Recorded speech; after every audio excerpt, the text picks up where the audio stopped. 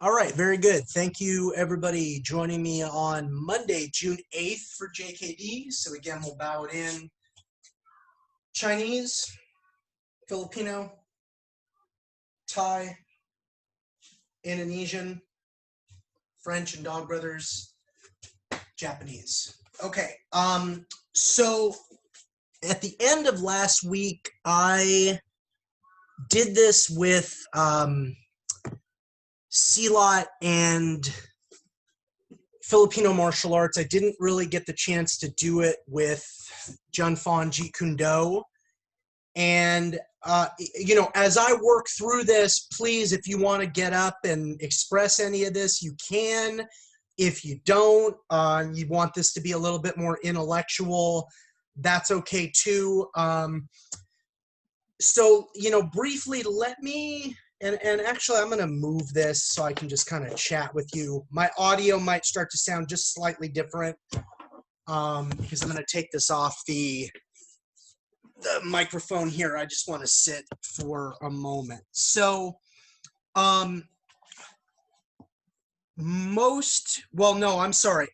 everybody who's here, which is, I'm very grateful. This is not the point of this, but everybody who's actually taking the class right now has invested in some level of actual membership to continue with me. So that's awesome. When I started doing these classes in March, I didn't really know above and beyond wanting to get some martial arts in my life, beyond just keeping up my practice in my living room like I usually do. I didn't really know what these classes were going to be. So a few weeks ago, what I kind of figured out is my commitment at this point has become to teach, record, and upload a total of about 100 hours. That's everything all together. Kid Persist classes, Wing Chun and Jeet Kune on Mondays, Silat and Filipino martial arts on Wednesdays. And I'm still committed to that. I've passed the halfway point, and this class is being recorded. These classes on Wednesday, as per usual, and they all go up on my YouTube channel. And these classes, I will actually put them up this evening. I don't mind honesty and transparency. I think I'm always talking about those two words. I know this is a really difficult time period for everybody, and my family has certainly had harder weeks than others. So last week was just a really good example. I didn't really do anything related to any kind of martial arts except a little bit of solo practice in the air here and there, Thursday through Sunday. Just needed, well, how can that be, Brian? That can be because I know I can set it down for a few days and pick it back up again when I'm ready. That's not a problem for me. And that can be because sometimes I just can't deal.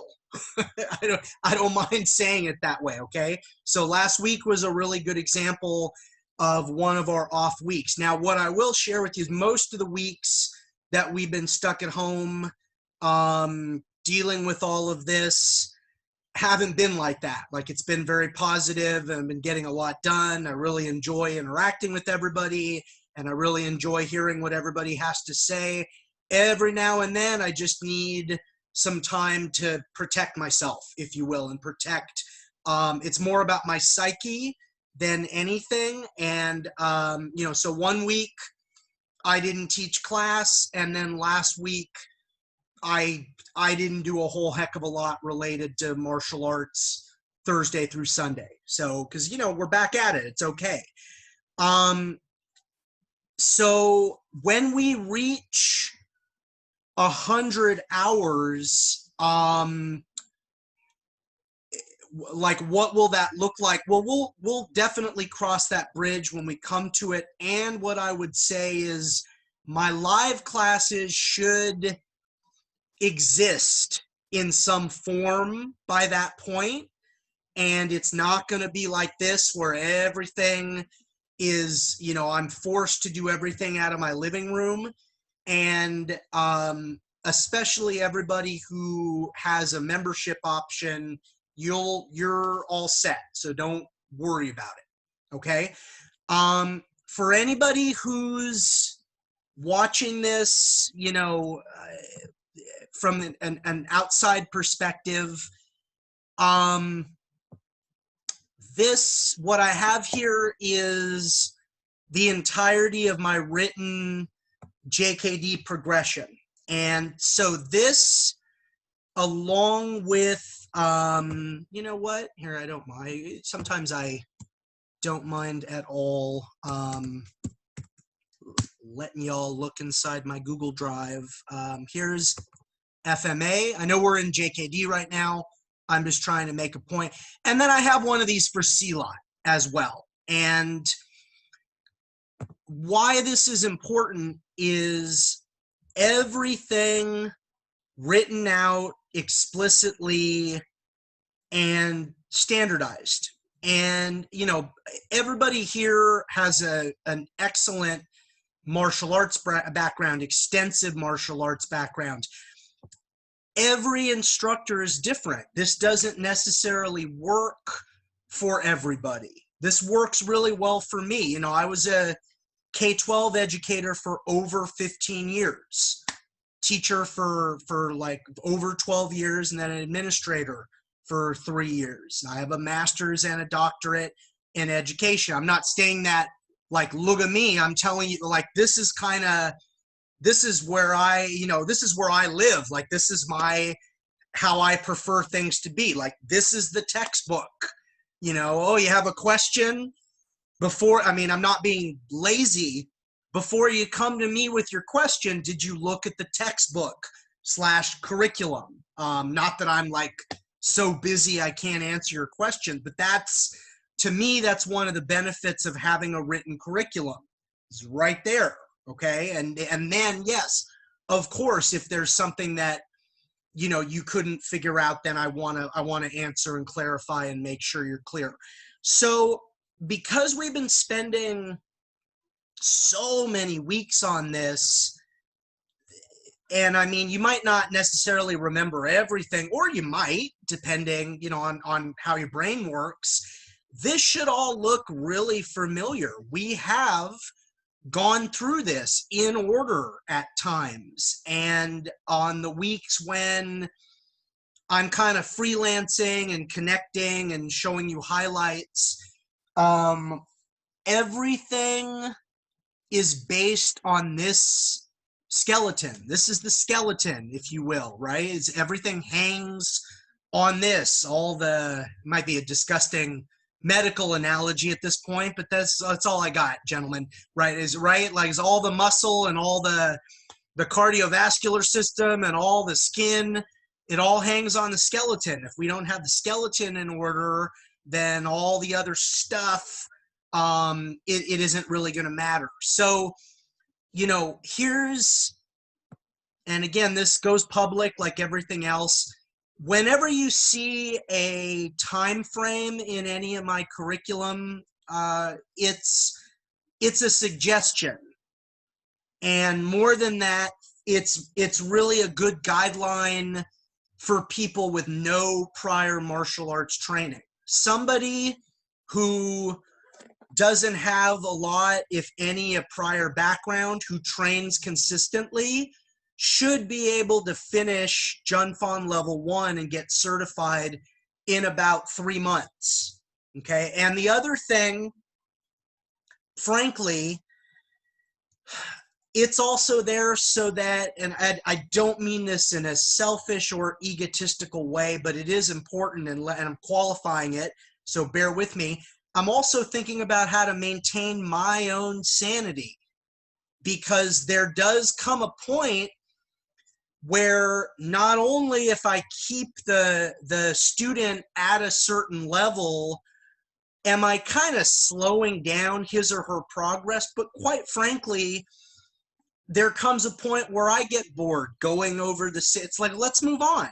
Like, I think you're good. I think you built that foundation. I think it's paved really solid. Let's put something on it and kind of see how it is. So single direct attack, we're learning all our punches as singular tools. Then we're learning everything about the roundhouse kick. We've gone over all these, so if you're confused, you know, when class is over, go, you know, and well, you all have a membership option too, so you know you can look in order at the study videos. 2 different ways of doing the roundhouse kick, snapping or the pendulum, and then the side kick. 3 different ways of expressing the side kick. 3 pieces of footwork, and then this list of boxing 3 counts that we've been exploring. Triple jab, jab cross X, right? That's the way. I'm not going to treat you like children. I'm not going to read the whole list. It's jab cross X. Sub in for X, all the tools. And then cross X cross. Sub in all the tools. That the only one we don't do is 3 crosses in a row because it's too slow. And we're doing these dominant side forward. So I don't mind putting this out in public, and maybe this is a good thing. If it sounds, everybody, sometimes when I'm teaching Jeet Kune like I have a chip on my shoulder, that's only because I have a little chip on my shoulder, okay? There are and there is lots of occasions where being an Inosanto JKD person, there's all these naysayers and all, and the internet only makes it worse. And there are a lot of people who are shocked that I'm an Inosanto person. I'm very proud of that label. I don't, in general, like labels, though. I think labels are, without getting political on you, I think labels are how we categorize and dismiss people within our society instantly. And I don't like doing that in martial arts. And so in the, you know, those are 2 very simple labels in the Jeet Kune. Are you concepts or are you original JKD? And I don't want to dive into those. If you're, some of you are snickerings, you know, all the I don't like those labels, okay? I've invested, you know, this is my 17th year or whatever it is, going to my 18th or whatever in this lineage. Dan Inosanto is my primary source for Jeet Kune Do. Bruce Lee passed away 5 years before I was born. I don't want to take anything away from Bruce Lee. Bruce Lee gave us all an incredible gift. Am I comfortable saying, though, that I learned my Jeet Kune Do from Dan Inosanto? Yes. Pardon me, because I rarely do this. Hell yes, I am. And that's not, do I wish Bruce Lee was alive? Again, pardon me. Hell yes, I do. Solve some of these things, and what did he really mean by that? But that's not the way things are. Okay, so again, in 2023, which is not all that far away, we will celebrate the 50th anniversary of the passing of Bruce Lee. Oh, half a century. I was about to say almost. It's currently almost, but at that point, half a century since this guy passed away at 32. Okay? Here's what I always say. Since we're coming up on 50 years in a few years from now, and Dan Inosanto never stopped learning, yeah, he's learned a few things that are different than what they were doing when Bruce Lee passed away in 1973. Does that dishonor Bruce Lee's memory or chip away. I don't know. I don't think so. If one of the central tenets of Jeet Kune was being a researcher, by God, show me somebody that's a better martial arts researcher than Dan Inosanto. Okay, I'm sorry. So yeah, sometimes I have a little, I'm kind of doing a soapboxy class here, everybody. Sorry. We have like 10 weeks of physical classes. You guys can watch those. I want to get a little philosophy going, a little bit going for our intellect, okay? Yes, I'm an Inosanto person, but these past 2 years working with the Junfan Gung Fu Institute of Seattle and getting to, I mean, really now it's Sifu Andy Kimura is Sigung Andy's son. There are 2 people still living that were certified as instructors by Bruce Lee, as instructors. That's my delineation. I'm not just talking about rank certification. The 2 living people that were certified as instructors by Bruce Lee are Dan Inosanto and Taki Kimura. Okay, so in working with the Junfan Gung Fu Institute of Seattle, and granted, it's only been for they've only had 2 now, their annual instructor development conferences, that's been really validating. But I will share with all of you and everybody who's going to watch this video, in 2019, when I went for the first one, I did not know what to expect.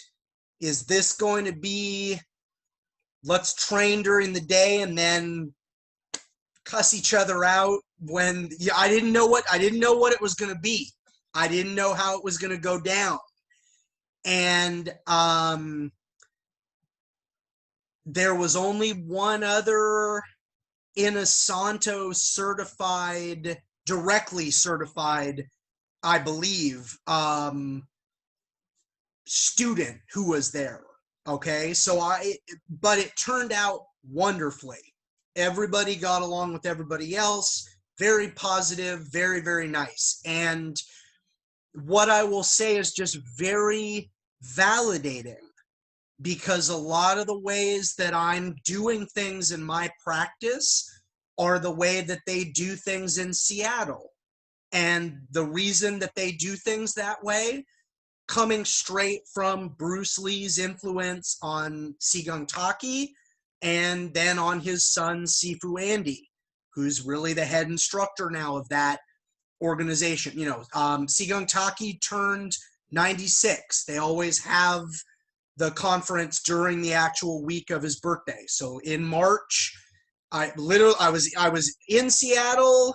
It was, you know, I was still a little surprised they held it because Seattle was getting really, really bad. They did it. I mean, Sigung Taki didn't get sick. Sifu Andy, it was really, we got it under the wire. We got it in under the wire, and then everybody just got straight locked down. So Sigung Taki turned 96 at that event. Really nice community of people. You know, as long as I possibly can, I will make time to attend that event every year. Like, I'm enjoying, that's another part of the practice. Okay, so a lot of what you're going to see is, the majority is based on contemporary Jeet Kune Do is taught by Dan Inosanto. There's also some things in here that are definitely validated and influenced now by Junfan Gung Fu Institute of Seattle. There's some things in here that are Junfan Gung Fu Jeet Kune Do Grappling Association. So that's the late, great Larry Hartzell. And again, honesty and transparency. Sifu Larry passed away about a year and a half years-ish or maybe 2 years for me into my Jeet Kune journey. So I never got a chance to train with him. He was always on my list. Oh, Sifu Larry's right here. I'll get to him. And then he passed away very suddenly. I mean, 2 years, those 2 years went very quickly. And he felt like somebody, oh, I'll get to, he's right here at the academy. You know, I'll get around to training with him. So my instructorship in the Grappling Association is at the discretion of Sifu Tim Becker, who's now, he was one of Sifu Larry's senior students. Again, I like honesty and transparency. So our grappling is very influenced, a lot of it by Sifu Larry, because I am familiar with that curriculum, and a lot of it comes from, again, Guru Inosanto, because Larry Hartzell was one of his best friends. They were training together all the time. Okay, and then Sifu Tim Tackett's lineage, which a lot of people think that Sifu Tim trained, you know, directly under Bruce Lee. You're really thinking about Bob Bremer, okay, the late great Bob Bremer. And Sifu Tim is an Inosanto student from the backyard. Bob Bremer was an original student of Bruce Lee, and he really influenced the Wednesday night group, okay? Bob was the guy nobody wanted to spar, because we're all probably familiar with that guy. Different schools and different gyms. Nobody wants to spar. Why do they not want to spar? Well, you're going to get beat up. Doesn't matter how good you are. That was the reputation that Bob had. Okay, so all of these things influence how this is set up. And now that I've kind of gone over that, 7 trapping basics. We've looked at these a lot. Grappling, some stand-up grappling, very Larry Hartzell influenced. Some ground-based grappling that I learned directly from Guru Inosanto, okay? Even that right there, and this is a nice time to put this on video, his longtime students usually call him Guru. I'll probably call him that till the day that, you know, whenever I'm in his presence, that's how I refer to him. Because I call Sifu Fong Sifu, just like I call Ajahn Chai Ajahn. Okay, those are kind of what I default to. And I know for some people, well, you're in JKD, like, shouldn't we be calling him Sifu or Sigung or it's just what I'm used to calling him, to the point that when I'm training Pikiti Tercia and Guru Dan is there, we usually get in trouble because Grand Tuhan Gahi wants us to call him Tuhan. He's Tuhan when he's in Pikiti Tercia. That's a title that he has, but that title embarrasses him because he'd rather just go by Guru. Okay, so if you hear me saying that, or anybody in any video, like, oh, you're in JKD now, Brian, why aren't you saying Sifu Dan? Well, that's why.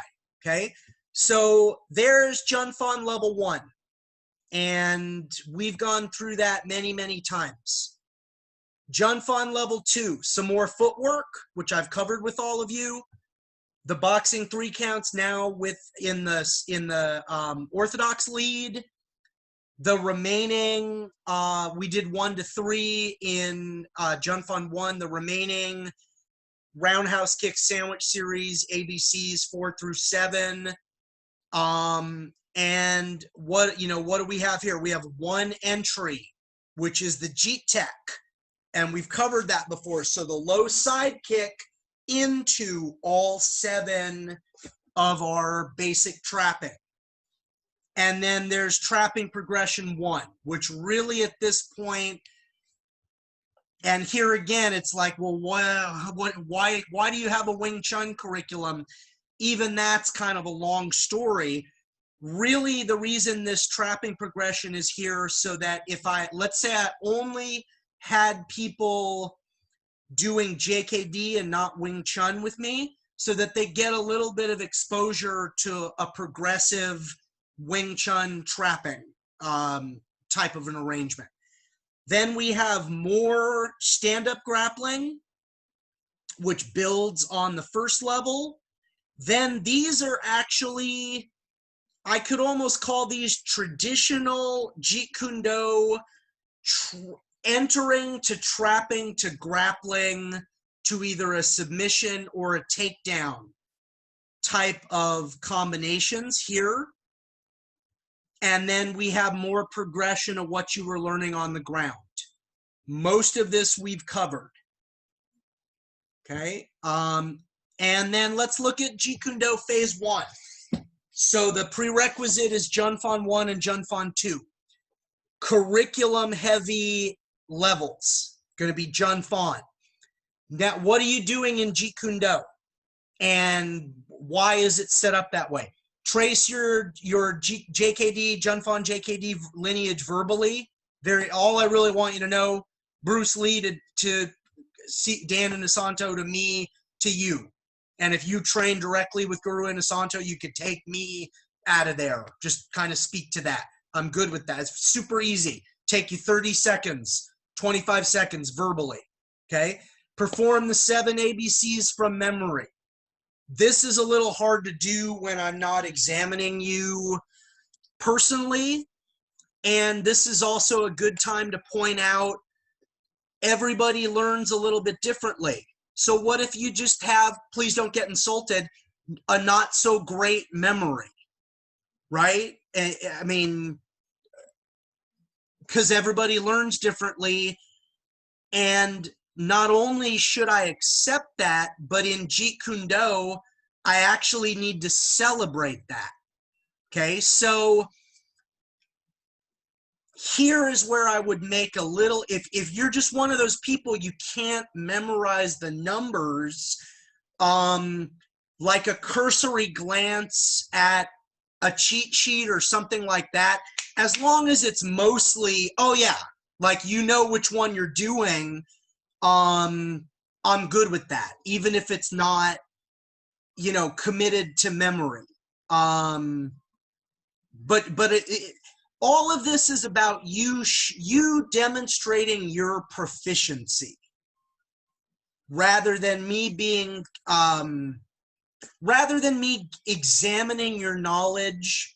Pardon me, I'm just going to be blunt, in some kind of stupid way. All right, like I'll share this with you real briefly. Senior year of high school, you have to take government, right? U.S. government. My government teacher, God rest his soul, because biologically there's probably no way he's still alive, so I'm not trying to be disrespectful. One test that he gave us was to memorize a chapter from our U.S. government textbook and come in and reproduce as much of it from memory as possible. Okay, that's over. I'm 41. That's over. That's approaching like 25 years ago. I'm still mad about that. That's why I'm bringing it up. What a stupid test. That's like an embarrassment to the word test. What did that prove? So I have the same kind of attitude towards testing in martial arts. If it's a form, yeah, you got to memorize the form. Like like it for Sifu Fong, the Black Sash test is to go through all of the forms from memory and have them look good and demonstrate your proficiency. Well, if you can't memorize the forms, that you're not going to pass that test. Like, no offense, but and that's just one example. But I understand the reason for that, because that's a traditional martial art where the forms are crazy important. This requirement, this is something I would absolutely be willing to work with you on. And it doesn't have to be exactly the way that I wrote it down here, as long as you have a chance to show that you really know it. Okay, so like, what could that look like? If I say, okay, let me see number 4. You know, number 4. Well, it's the one with either overhands or hammer fists. And then if you knew which one I meant, great. Okay, let me see number 7. Number 7 was the only one with knees in it. Oh yeah, I got you. Like I'm not that guy who's looking for stupid reasons to fail people, because testing is really freaking nerve-wracking. And it doesn't matter how good you are, how much experience you have, everybody gets nervous during a martial arts examination. It doesn't matter if you own everything, that's nervous energy. And it's about, you want to put your best foot forward. You want to represent your training. You want to do a good job. You want to justify the promotion. I get it. So my style, I want you all to be comfortable. So always know that. I'm always on your side. I always go, when I open up a video, if it's a distant student and I'm watching something, I'm always looking for like 3 positive things for every maybe 1 item. Hey, just think about improving this. Like that's how I operate. That's how I do business. Okay, so anyways, research finishes to demonstrate for ABCs 1 through 7 from Silat, Kickboxing, Ponatuka. Now that's really only me trying to get people to investigate the other programs that I teach. That really could be any martial art, because this is about you sharing out your research. That's Jeet Kune. Research finishes to demonstrate from trapping combos 2 through 7. And it says from Silat, Kickboxing. So that's the same thing. Yeah, I'm trying to get you to look at the other curricular areas, but I mean, it could be from other arts outside of that. Light sparring, upper body tools. So that means you're only using your punches, your trapping. You can clinch with super light, like rabbit punches and stuff like that. I don't really do elbows because I want to keep everybody safe. Lower body tools looks the same, but it's just all your kicks. And usually lower body tools a little bit harder for people depending on their background because they want to mix in the punches, but it's only those lower body tools. AST is all stand-up tools, so you're mixing upper and lower body tools. And then survive the bottom. The opponent's in your guard and you're mixing either cover, cover, cover, hit, hit, hit, or cover, cover, cover, clinch, release, hit, hit, hit, or maybe you split entry and haul them down, simulate 3 strikes for only a minute. And that's it. So Jun Fan is the curricular progressions. Jeet Kune Do is where you're sharing out your research and you're working with some contested energy type of environments. Okay, so let me move through this real quickly here. Jun Fan 3.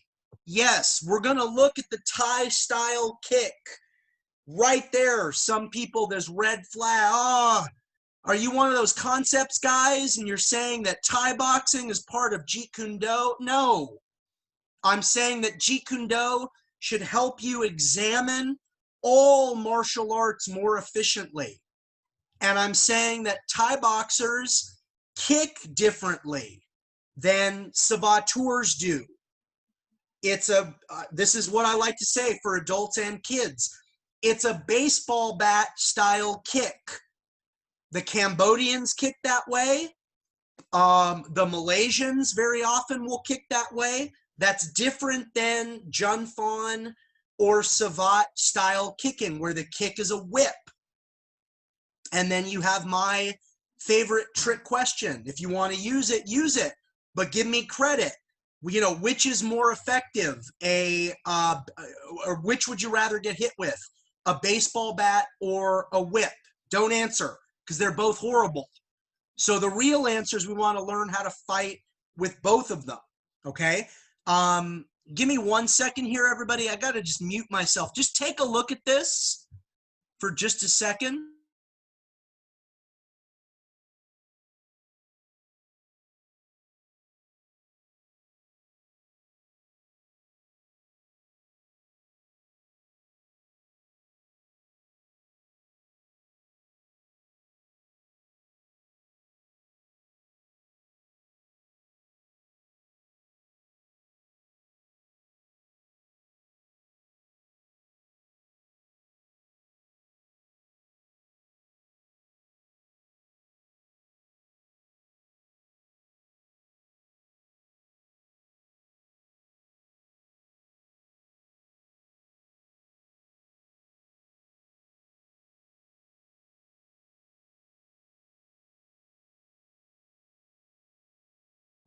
So sorry. And we're going to wrap this up. So, we're going to learn Thai style kicking. We're going to look at the straight lead. We're going to do the cross. We're going to add to our Junfon kickboxing. It all builds off what you learned in the first phase. Trapping, we're adding more entries.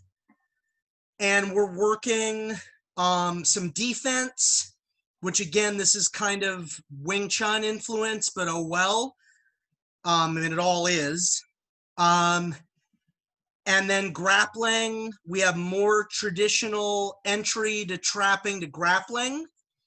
We have some other things off of the groundwork that we've been doing. Yes, I'm going to teach you the plum, the Thai clinch, because that's going to help your pummeling, even if you're not thinking martial athletics, you know, kneeing like the Thais do.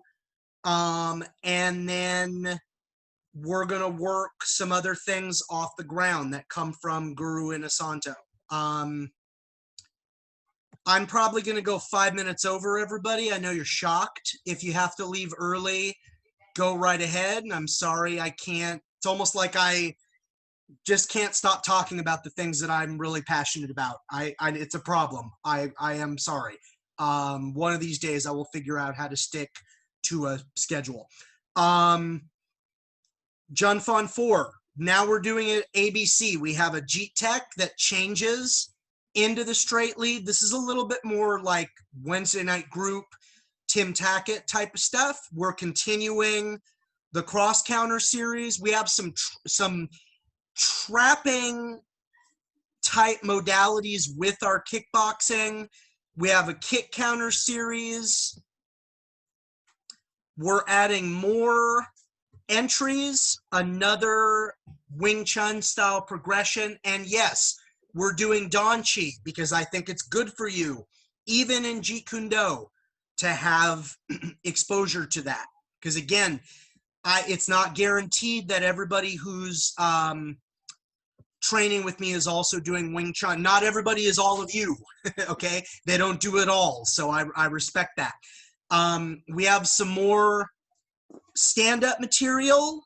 We're working with pummeling here, and we're starting to recognize submission grappling. We're not going to become amazing submission grapplers because submission grappling is grappling that is not in the presence of striking, and that's martial athletics, martial arts with rules. But because Brazilian Jiu-Jitsu and submission grappling is so popular, we want to be educated. So we get an introduction, at least, little bit of an education. Explain the difference between Junfon and Jeet Kune Do. Perform the 7 ABCs from memory on Thai pads with Thai style kick. Oh, he is a concepts guy. He's mixing. Sorry, he's mixing Thai boxing in there. Well, I just want you to do it differently than you were doing it before, okay? That's what I really want, everybody. I'm still here. You have to understand this. This is where I was trying to get JKD only people at my academy when I had academy spaces to take some of the other classes, just to try it. Entries from other systems for trapping combos 2 through 7. And then there's, again, the contested energy. Okay. We get into the third phase of JKD, Junfon 5. There's another kickboxing. It's for when you jab and hook with the same hand. The Ping Choi series, which comes straight from Bruce Lee, and Guru Inosanto wrote it down one day. We see that again and again and again in martial arts history. Guru Inosanto going, you know, you could write that down because he's an educator. Okay, I mean, it's cool that you make it up every time, but you could write that down and then you have a progression. You see that with Bruce Lee. You see that with Ajahn Chai. You see that with Herman Sawanda. That's one of Guru Inosanto's areas of genius is, I'm going to make up a word here, everybody, curriculumizing things and turning them into a progression that is cataloged and recorded that you can actually train. We get into some of the cycles here, which are great fun to learn. And then grappling, we have some traditional, again, entering to trapping to grappling. And now we're looking at illegal in the context of submission grappling type escapes. Junfan 6 is a continuation of all those things. Grappling, this is where I'm only going to teach you one thing, and it's more like a lock flow. Okay, so kunzis are a stand-up lock flow. Then you're going to take the person down. We're going to go, yes, it's Silat from Mafalindo Silat, but it's actually from Lacosta, John Lacosta, of Inosanto Lacosta. Oh man, now he's really mixing. Yeah, it's really good material and you should learn it. So I require the person to learn that here. You have plenty of things. People are usually, I don't mean this in an egotistical way, very shocked when they see the totality of the grappling throughout my grappling sections in my JKD curriculum. And again, I don't mean that in an egotistical way. I'm trying to develop that fighting range, stand-up grappling and ground grappling, okay? Junfan 3 looks very similar to what you've seen philosophically, conceptually. And Junfan 7 is really where you finish Junfan. You have to you have it down. I could summarize all of this by just saying, maybe you don't have it memorized, but pretty much I can ask to see anything and maybe all you need is a cursory glance at some notes, but oh yeah, okay, I know what you mean by that and you can show it to me. This is kind of, if such a thing existed, this would be where you'd get your black belt in Junfan. It's you're finishing the curriculum, okay? And then what is Jeet Kune Phase 4? Performance and contested energy. So now, you know, longer 2-minute round, upper body tools, maybe a 1-minute break, lower body tools for 2 minutes. With JKD wall drill, comes from Tim Tackett's lineage. Well, I shouldn't say that. Everything comes from Guru Dan, but they really like it. Eric Paulson really likes the JKD wall drill. I give you a little bit of a cool down because I let you you got to learn the form from Wing Chun, the first form. But, you know, why am I giving you that cool down? Because once that rest is over, aside from rest in between rounds, it's a lot of contested energy. So a battle punch round, as we've been talking about it, 300 punches minimum, as we've been talking about it in Wing Chun. A focus mitt survival round, clinch with all pummeling and light curved knees. Yeah, the curved knees are a Muay Thai modality, but we work in all the other pummeling. Ground fighting with boxing gloves. So just imagine you're going to do a round where you roll, you know, Brazilian Jiu-Jitsu or submission wrestling style, but you have boxing gloves on and you just can do light strike. I mean, not that that's anything earth-shattering, but that's what I'm looking for there, okay?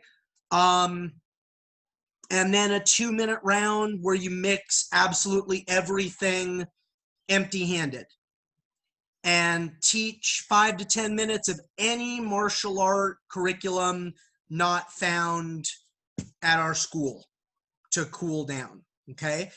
This is meant to be something, I'm going to make up another word, everybody, sorry. This is meant to be something that gets adapted and is passable for everybody, regardless of their age and their fitness level. So what I've always said is, let's say it's been somebody's lifelong dream to study JKD and they just never found the right fit or had the opportunity. And by the time they get to take this exam, they're 63 and they're working on their health and their fitness, but I have to make major modifications. Well, guess what? I'm going to make major modifications because to just, well, you're too old.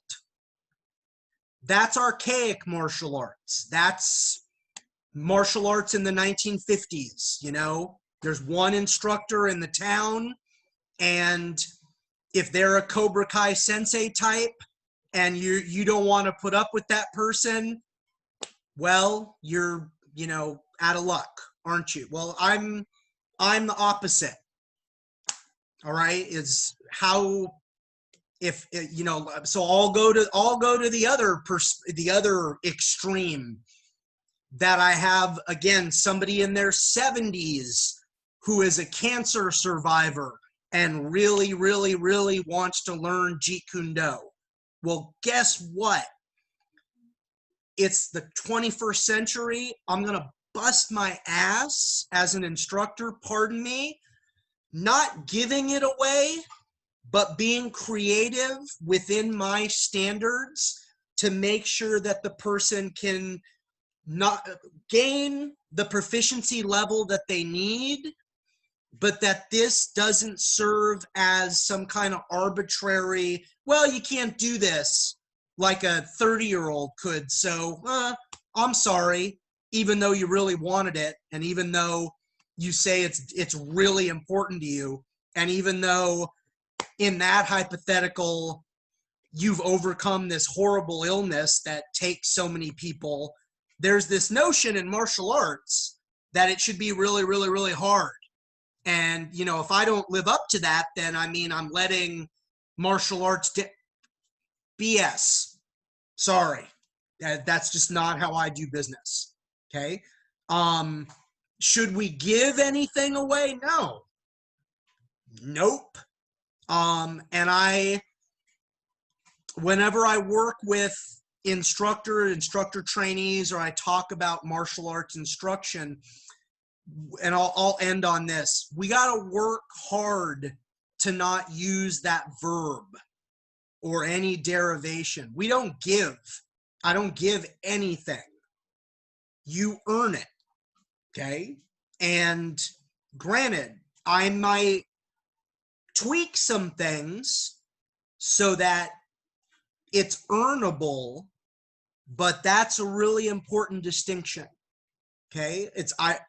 I want to empower as many people as possible to be in a position to earn whatever they dream of earning from me. That's what I'm about.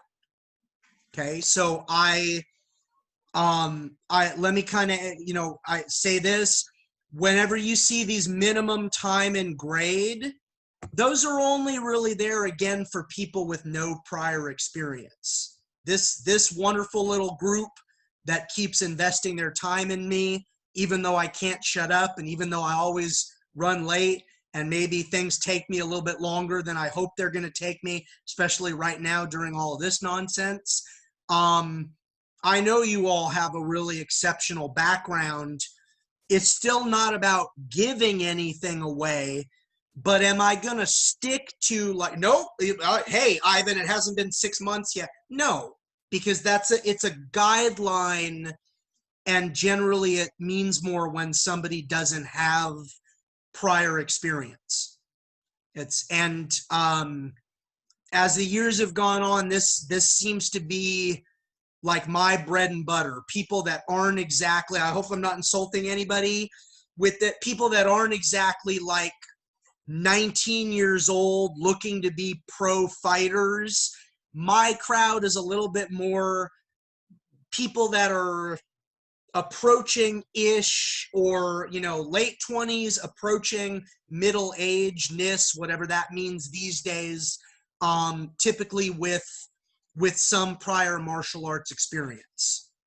Because I think a lot of the ways that I do business appeal to people, because the way that I do business is the way that I wish business was always done with me. So, like, what's in my power is to do things the way that I want them done, so that people have the most positive experience that they can. Okay? I am so drastically over time. Thanks, everybody. I'm going to stop this recording.